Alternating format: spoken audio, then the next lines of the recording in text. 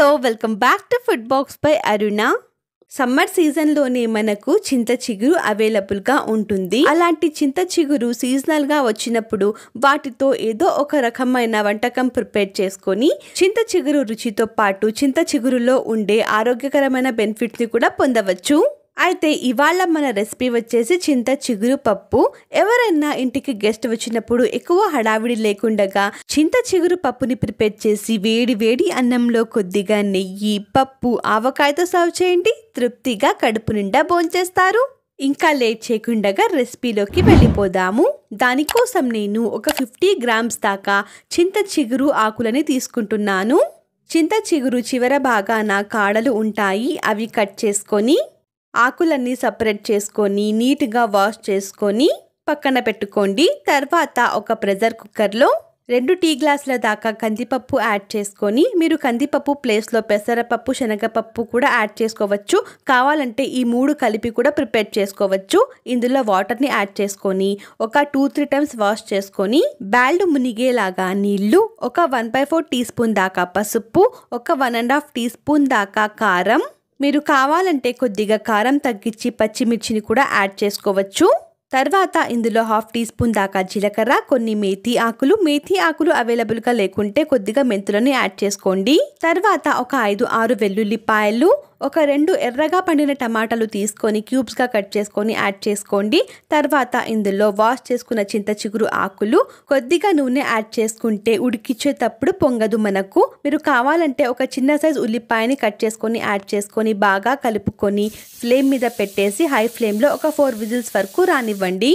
తర్వాత flame of చేసుకొని pressure అంతా వెళ్ళిపోయాక చెక్ చేసుకోండి ఉడికిందో లేదో. మీకు ఉడకకుంటే ఇంకొక 2 విజిల్స్ వరకు రానిచ్చుకోవచ్చు.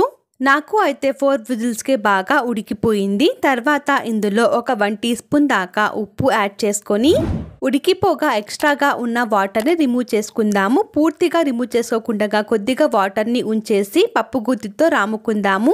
ఎక్కువ వాటర్ అనేది ఉంచి మనము పప్పు రాముకుంటే పప్పు అనేది తొందరగా మెదగదు.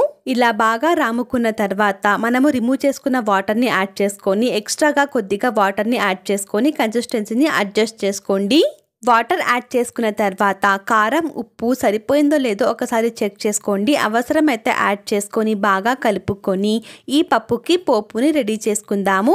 దానికోసం నేను ఒక కడాయిలో ఒక 3 స్పూన్ల దాకా నూనెని యాడ్ చేసుకొని, నూనె వేడి అయ్యాక ఇందులో ఒక 5-6 వెల్లుల్లిపాయలు తీసుకొని చిన్నగా కట్ చేసుకొని ఆయిల్లో యాడ్ చేసుకొని ఫ్రై చేసుకోండి. ఈ వెల్లుల్లిపాయలు కాస్త రంగు మారడానికి వచ్చినప్పుడు ఇందులో ఆవాలు, జీలకర్ర యాడ్ చేసుకొని బాగా చిట్టపటలాడనివ్వండి.